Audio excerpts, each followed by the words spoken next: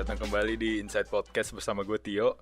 Dan gue WK, ya tapi orang-orang taunya William kali ya? Iya, temen gue nama William banyak anjir. Gue kayak kadang suka Iya. ketuker-tuker gitu. Gue dari SD aja tuh yang namanya William tuh ada 3 kali ya. Bahkan sampai orang-orang tuh manggil gue tuh bukan WK, bedaan K, tapi WEKA gitu. Gara-gara ada yang inisialnya WK juga. Oh, jadi WK1, WK2 bagaimana? Iya, tapi yang satu lagi WK-nya perempuan. Oh, Jadi gue dipanggilnya WEK gitu kayak.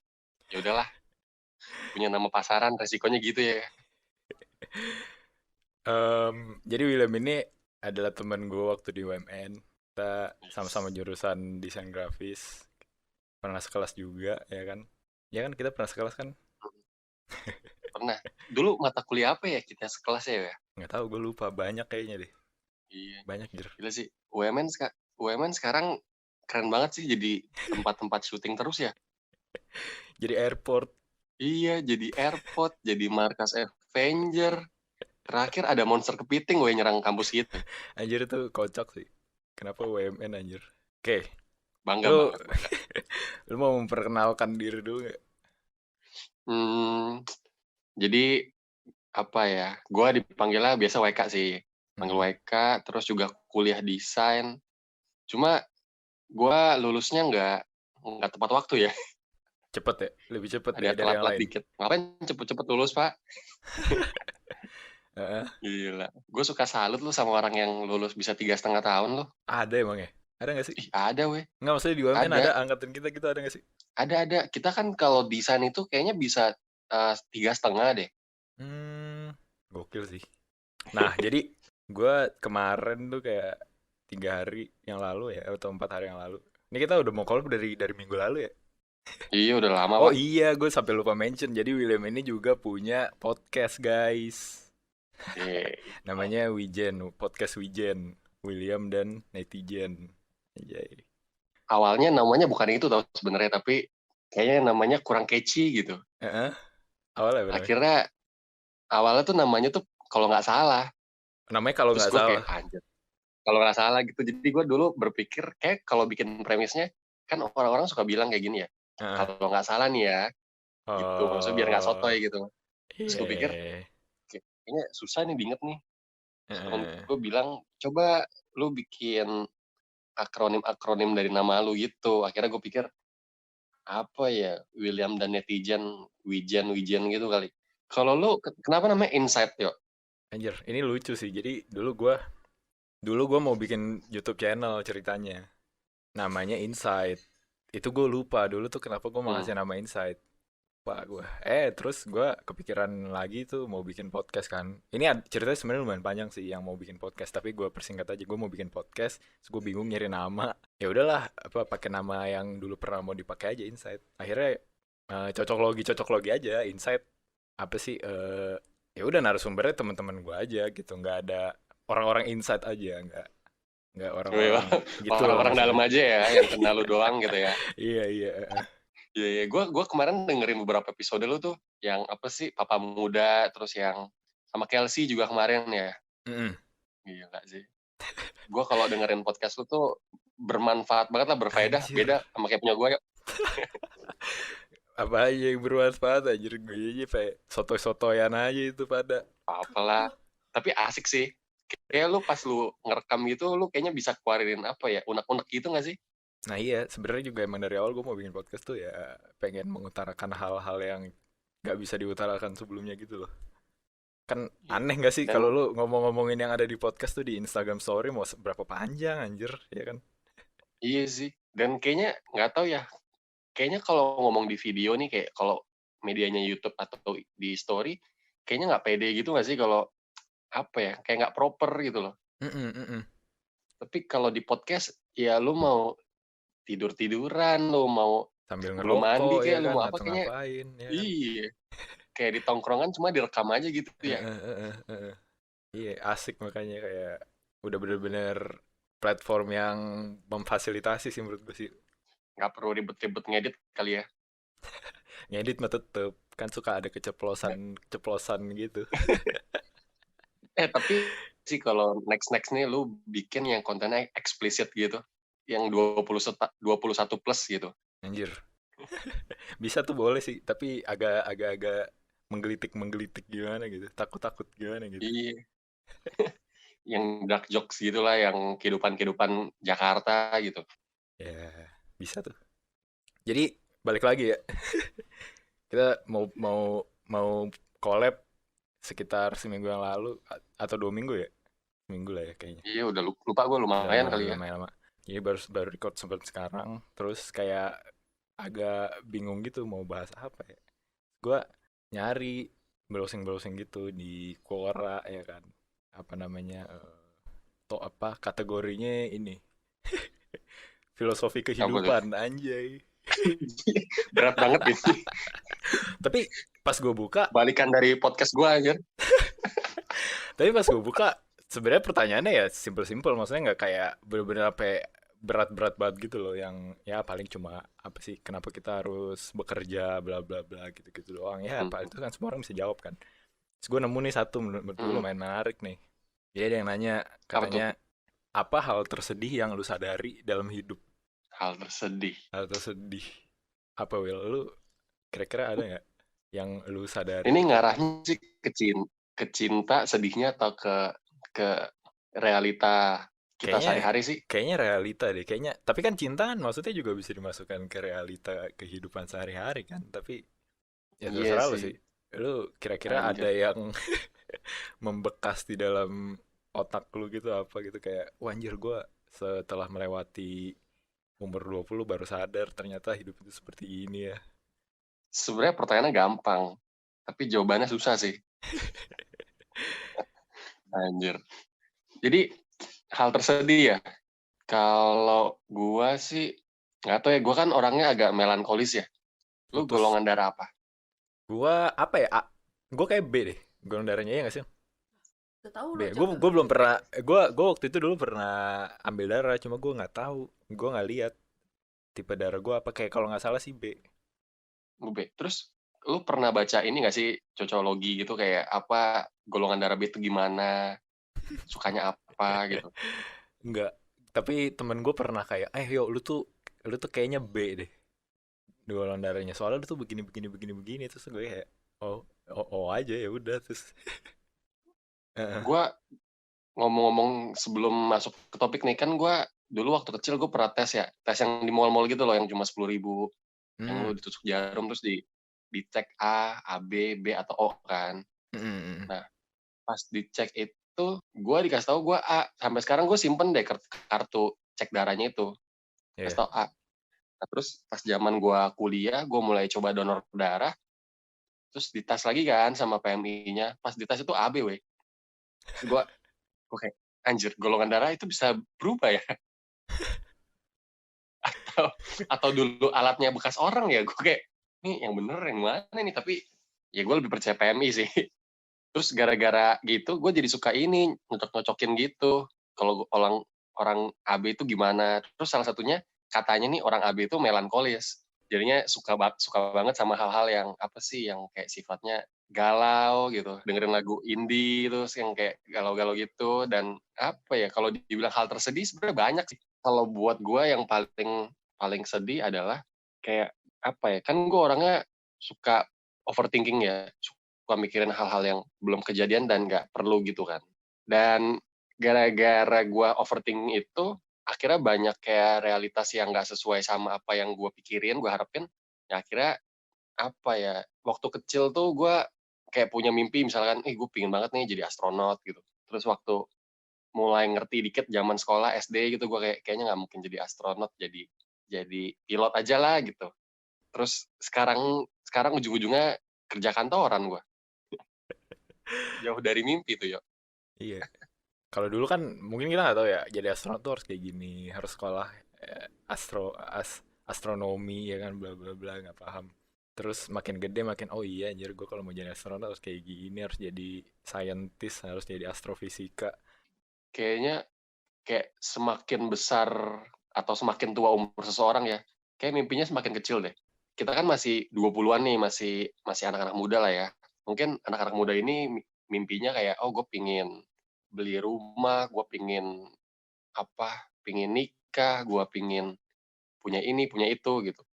Ntar begitu mulai masuk ke umur 50, 40, kayak misalkan lu udah mulai kayak ngerasa, ih kayaknya udah gak ada tenaga nih, udah suka sakit-sakitan. Kayak mungkin mimpi lu berubah kali, mungkin gue pingin sehat aja gitu. Itu adalah hal yang salah satu gue overthinking banget sih. Kayak gue masih umur 24, tapi gue kayak udah berpikir, waduh ntar kalau gue kepala 3, kepala 4, apa ya yang bakal gue hadepin gitu. Nah, dari situ mungkin iya sih, gue juga sebenarnya sama kayak lu. Jadi dulu ada ketakutan ke sana sih. Jadi apa namanya? Pasti gue nanti belum tentu mampu untuk mencapai cita-cita gue yang mungkin gue pikirkan waktu gue SMA atau apa. Gue tuh waktu SMA pengen jadi CEO kan ceritanya kan. Anjir. Pengen jadi CEO Yo terus apa tuh? makin ya pokoknya CEO aja lah, CEO perusahaan sendiri gitu atau CEO perusahaan orang lain atau gimana. Itu kan. Terus makin kesini tuh makin kayak anjir kayaknya nggak, maksud gue bisa bisa lu bisa jadi CEO cuma kayaknya nggak bisa cepet gitu, maksudnya pasti lu satu nggak bisa cepet, dua mungkin menuju ke sana aja tuh nggak semudah itu, maksudnya mungkin kayak oke lu tahu prinsip-prinsip tertentu yang membuat lu yakin lu bisa jadi CEO tapi dalam prakteknya itu nggak semudah itu gitu ya kan, sampai gue mikir kayak anjir kapan ya, terus kalau misalnya gue keburu tua gimana anjir, apakah nggak telat gitu atau apakah ntar takutnya ketuaan apa gimana. Akhirnya ya udah ya itu sih apa namanya salah satu hal kesedihan ya dalam kehidupan yang gue sadari, yang kita sama-sama sadari ya. Akhirnya dari situ gue mulai cari cari istilahnya cari apa ya, cari arti gitu lah ya kayaknya. Soal soal emang kita harus ya, maksudnya emang kita harus mencapai cita-cita gitu, emang kita harus punya cita-cita atau emang kita harus jadi orang yang kayak gini gitu ya, orang yang sukses gitu, sampai merembet lah tuh kan, sukses itu apa sih gitu ya kan, merembet ya kan, sukses itu ternyata nggak harus kaya, sukses itu ternyata ini bla bla bla bla bla, ya udah makin kesini makin apa ya, ya udahlah gitu, maksud gue yang gue dapat ini ya udah gitu, syukurin aja.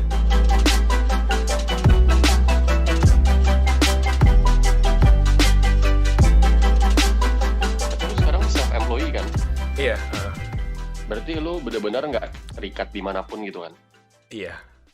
Dan itu hal yang lu inginkan atau karena lu nggak mau apa ya, kan tadi cita-cita lu CEO nih, berarti kan nggak mau sebenarnya kerja sama orang kan? Heeh.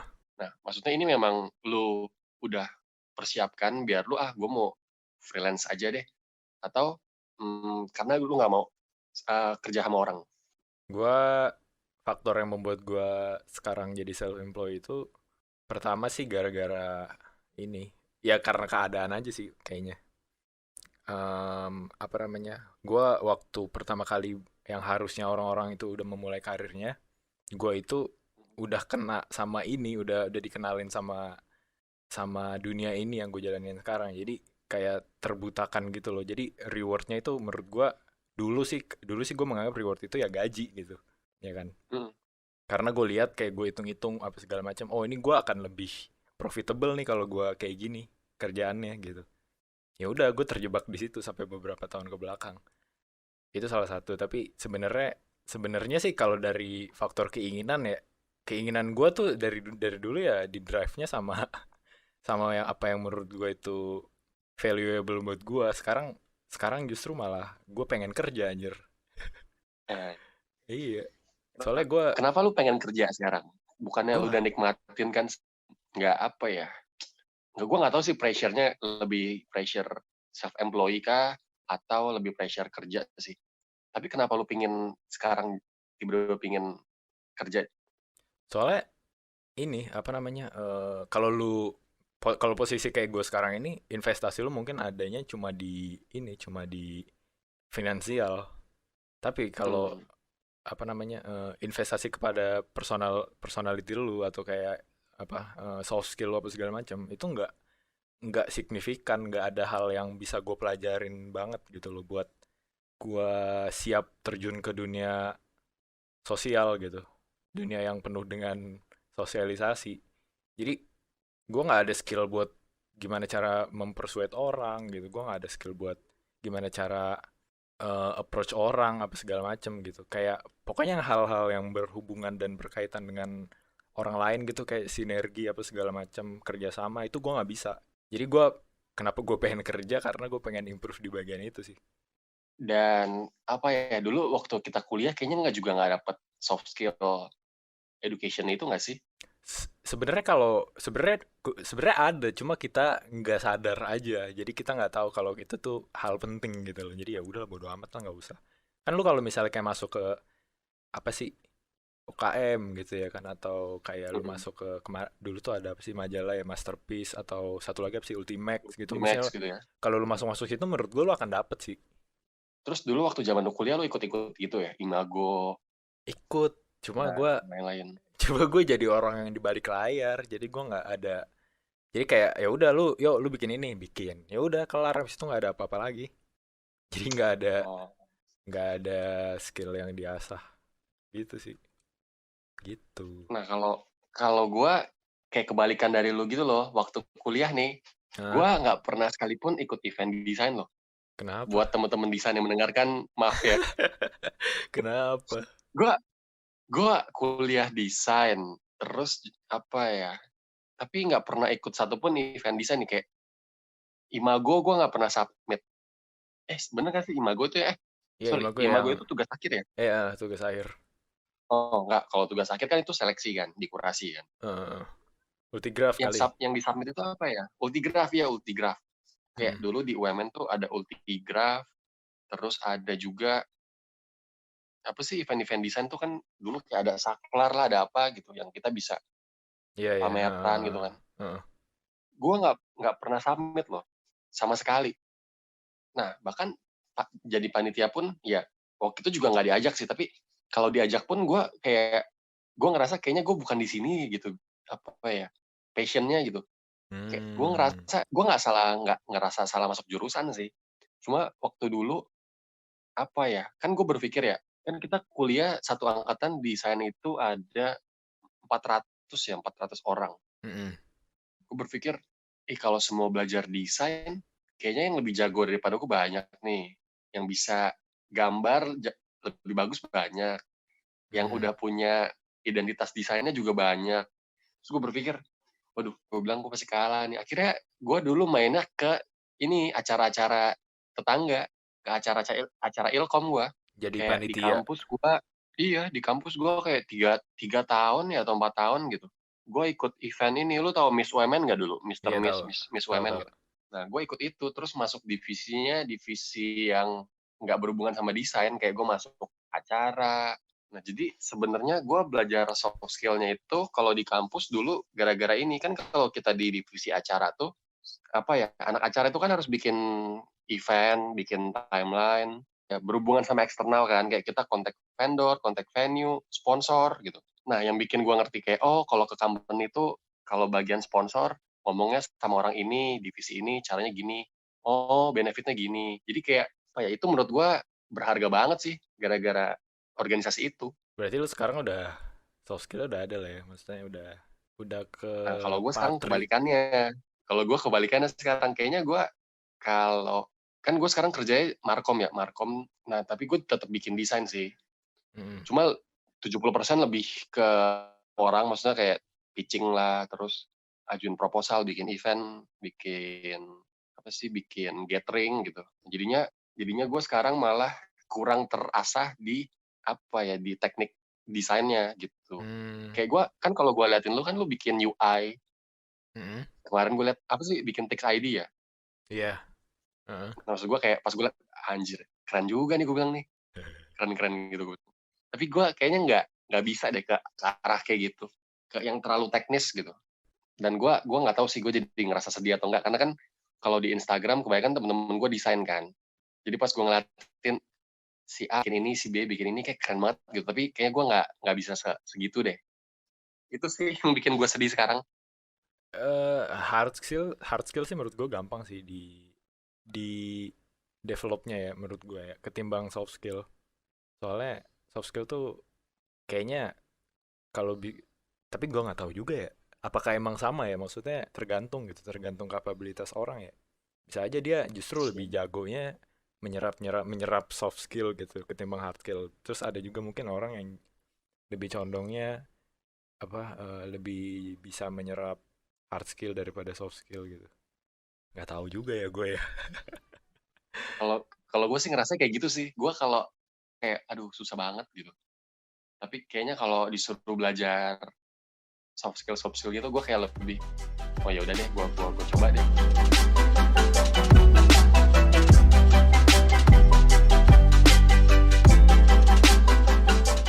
Kita balik lagi ke pertanyaan pertama, pertanyaan awal tadi nih. Menyedihkan ya. Iya, sebenarnya gimana ya?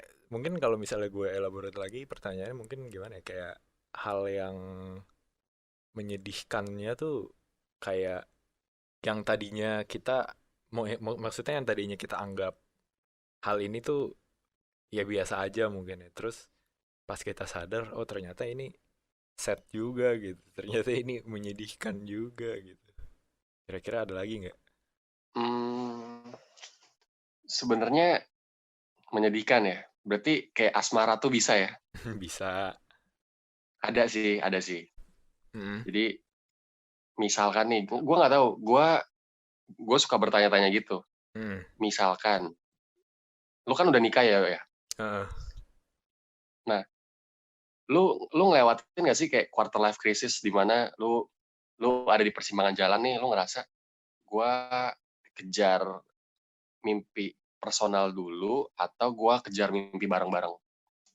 Gue pernah ada di, tapi iya ya, gue pernah mikir kalau itu persimpangan ada. Nah, dan gue berpikir gue lagi di persimpangan itu sih sekarang. Asli Iya, iya, iya. lagi apa ya? Lagi quarter life crisis banget sekarang gue. Nah, gue nggak tahu nih. Gue suka bertanya-tanya sekarang sama temen gue yang udah nikah, Heeh. terus yang belum nikah. Gue kayak, lu kan sama cewek lu udah lama nih misalkan. Kenapa lu nggak nikah gitu? Dia Mm. bilang kayak belum cocok gitu. Terus dan shit happens kayak gue ngalamin gitu loh. Jadi kan gue udah pacaran tuh 4 tahun lebih ya, mau 5 tahun. Dan terkadang tuh gue ngerasa kayak gue nggak tahu next itu apa yang gue pingin gitu loh. Jadi dulu misalkan nih ketika zaman kuliah nih, kayak gue punya dream, gue pengen kuliah di sini di UMN gitu. Begitu udah masuk, gue berpikir nextnya apa ya gitu ya. Terus akhirnya di UMN gue pikir, oh gue pengen ikut organisasi. Udah kesampaian. Terus waktu itu kuliah, pikir tahun depan mau lulus nih.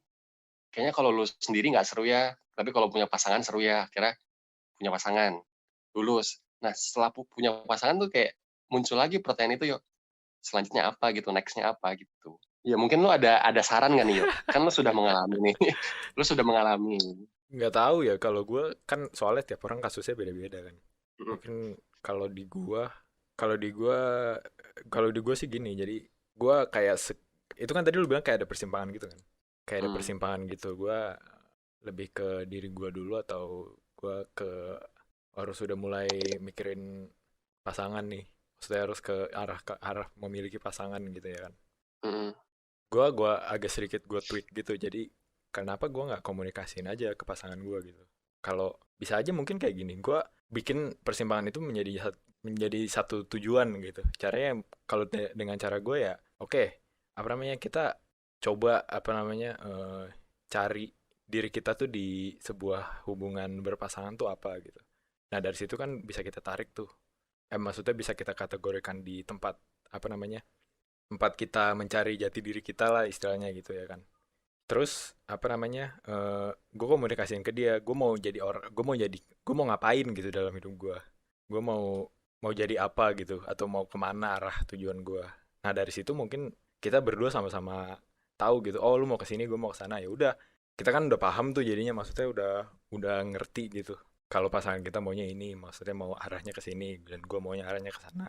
Ya udah, dari situ ini possible nggak kalau misalnya kita jalanin tapi dalam keadaan berpasangan, ya udah ya udah kita jabarin lah, kita lihat gitu, oh ya udah ini possible kok, maksudnya juga apa yang membuat ini nggak possible gitu. Soalnya dari situ gue jadi tahu gitu kalau apa yang dia value dalam hidup dia dan apa value yang dia terapkan ke pasangan gitu. Kalau di gua sih yang bikin gua dan pasangan gua nggak menghambat kita masing-masing menjadi apa, mendevelop personality kita adalah kita sama-sama nggak membuat apa ya, nggak membuat aturan yang kadang tuh nggak masuk akal gitu loh, kayak gender role gitu. Oh kalau cewek ini harus kayak gini gitu kalau dalam sebuah keluarga gitu. Oh cowok tuh harus cari nafkah atau gimana. Nah kebetulan gue dan istri gue tuh sepakat gitu, sepakat kalau kita nggak mau ada gender role gitu. Oh ya udah, dari sini muncullah percikan-percikan apa, harapan kalau posibilitas posibilitas kita untuk masing-masing mendevelop diri kita sendiri-sendiri tuh ada gitu. Kayak leluasa lah pokoknya, lu mau ngapain aja ya, yang nggak ada bedanya. Jadi bedanya mungkin cuma lu serumah sama orang gitu, sama orang yang lu sama orang yang sama-sama berkomitmen sama lu buat hidup sampai mati gitu. Yes. Iya kan, ya udah gitu kalau gue sih gitu sih. Tapi jalan untuk menuju ke apa ya, berkomitmennya itu susah banget sih kalau buat gue sih. Betul Jalan menuju ke banget. situnya. Banget. Makanya dari Kayak awal gue udah mulai, wah ini waktunya panjang, ini waktunya saya kita belajar pasti dari pengalaman, pasti maksudnya nggak dari prinsip. Kita mungkin awalnya paham, oh dalam hubungan tuh harus kayak gini, harus kayak gini, harus kayak gitu. Tapi pas pas kita udah mengalami, kita baru tahu rasanya yang sebenarnya tuh kayak gimana. Jadi nggak cuma sekedar prinsipnya aja, kita juga harus udah ngerasain. Jadi sebenarnya juga butuh waktu juga sih kayak gitu. Iya makanya iya pusing sih. anjir. Itu sih. Aduh, Mm-mm. iya. Dan kan gue kayak lagi mengalami problem itu kan. Hmm. Terus juga ditambah gue overthinking banget. Udahlah, semakin semakin apa ya, semakin campur aduk deh. Jadi bahkan kalau lu tanya gue sekarang nih kayak, apa sih yang lu pingin sekarang gitu? Gue nggak bisa jawab loh, Anjir. karena gue bingung aja gitu. Heeh, Karena gue heeh. bingung aja gitu. Kayak gue Iya. pingin sih ngejar karir, tapi kayaknya kalau sendiri nggak seru ya. Kayaknya bareng, kayak berdua tuh lebih apa ya? Kayak lu bisa ngebagi gitu nggak sih? Ngebagi Hmm. beban bareng, kayak bisa Iya. bareng.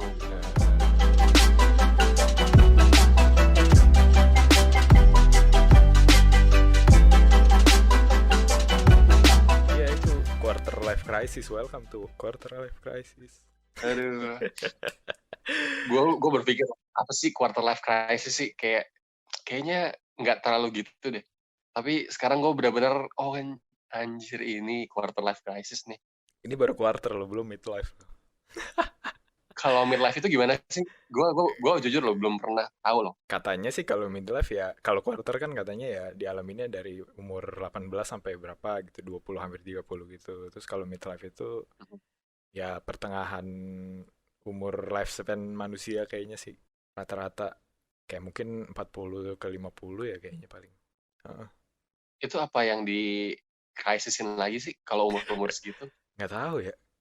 Katanya sih, kalau katanya sih ini apa namanya, kayak ada pertanyaan-pertanyaan gitu loh, kayak mungkin sama ya pertanyaannya, cuma mungkin dalam konteks yang berbeda, konteks dimana umur gue udah tua kayak gini dan banyak hal yang udah gue lakuin gitu. Mungkin pertanyaannya kayak, kan kalau di quarter life mungkin pertanyaannya adalah gue harus melakukan apa sih gitu, gue harus ngapain sih. Tapi kalau di midlife mungkin pertanyaannya Ya. bakal kayak yang gue lakuin, yang udah gue lakuin tuh udah bener belum sih gitu, kayak gue selama ini tuh Hmm, apa gitu, berguna nggak sih gitu. Mungkin kayak gitu sih yang gue denger sih, yang gue tahu juga. kalau gue kepikiran mungkin di yang midlife crisis itu kan biasa umur-umur segitu tuh anaknya udah gede-gede kan. Nah iya, heeh. Maksud gue kayaknya mungkin anaknya tuh mau nikah kali ya ditinggal. Jadi mereka tuh sedih yang kayak bakal, ya gue di rumah berdua lagi deh. Gue ditinggal deh sama anak gue. Nah iya, kayak gitu mungkin sih, Itu heeh. kali ya. Konteks baru kan, kayak ini anak gue mau nikah nih, terus pasti ada banyak-banyak pertanyaan-pertanyaan filosofis yang dulu pernah ada, terus dengan pattern yang sama muncul lagi di umur-umur segitu dengan konteks baru gitu. Jujur sih kalau kalau ditanya gue lagi sedih apa ya, kayak banyak hal gitu loh. Bukan sedih sih ya, tapi lebih kayak galau gitu loh. Mm, mm, mm, mm. Dan mood sih, ngaruh ke mood. Kayak motivasi hidup lu juga kayak terganggu gak sih? Iya. Gue Heeh. tiap malam adalah orang yang sekarang paling suka denger Spotify lagu-lagu galau tuh. Iya, iya, iya, iya, iya. Gue dulu juga Jadi gue melankolis loh dengerin. orangnya. dulu, tapi semenjak Nggak, cara Hah? cara merubahnya gimana? Cara Gue merubahnya? nggak berubah. Jadi gini, gue semakin sadar kalau ternyata melankolis itu adalah kebutuhan lu untuk meluapkan emosi aja sebenarnya. Jadi kalau misalnya, kalau dulu kan mungkin gue nggak tahu ya, kalau emosi itu emang nggak bisa dihilangin lah, wajar lah orang punya emosi gitu kan, sehat, masih Mhm. sehat gitu. Semakin kesini gue makin sadar kalau oh ya udah ini mah kayaknya mah cuma emosi gue aja, gue emang lagi pengen sedih gitu.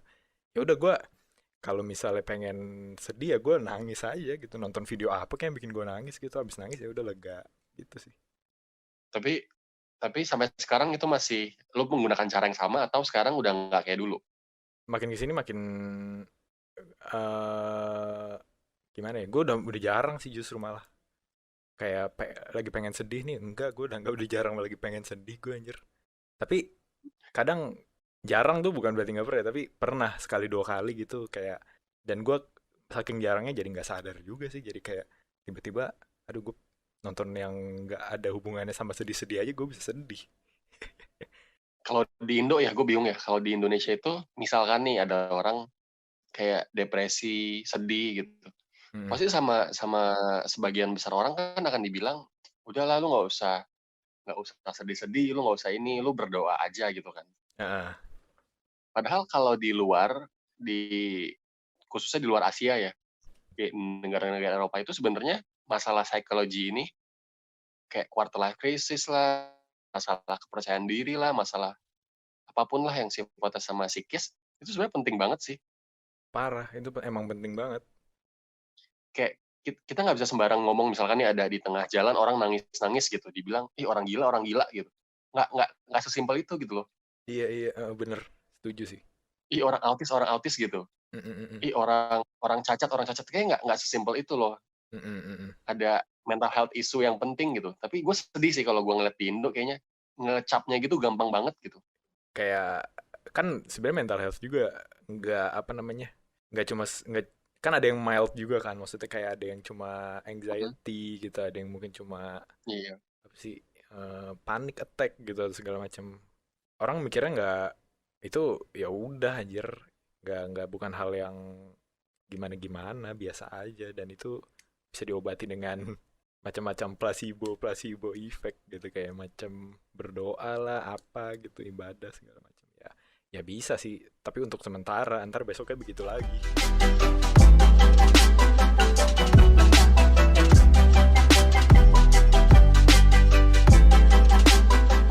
Thank you Will, Thank sudah you, yo. sudah Thank you menyempatkan banget. diri untuk berbincang-bincang dengan gua, dan jangan lupa apa namanya, buat dengerin juga podcastnya William. Apa searchnya itu, kalau search di Google langsung ketemu nggak sih? Harusnya iya sih, soalnya namanya pak itu Kayaknya doang. iya sih ya. Iya, Iya podcast sih, Wijen. gue cek-cek sih ada sih podcast Wijan. Podcast Wijen, ya udah. Gue mau ikut berfaedah kayak lu lah. Gue tuh Mau sebenarnya berfaedah. sebenarnya bodo amat anjir, gue bikin podcast ini juga bukan gimana ya, ya udah syukur-syukur ada yang dengerin ya, tapi gue bodo amat, gue mau jadiin ini gue aja, apa, bagian bagian dari diri gue aja, udah bodo amat. Iya, soalnya gue liat lu simpel banget anjir, lu tinggal kasih background, lu kasih logo, lu kasih nama Iya IG narasumber kayak gue pingin deh jadi orang sesimpel kayak gitu. anjir, iya gue juga udah bodo amat, ya udahlah. Siap. Ya udah, bye. Bye, thank you.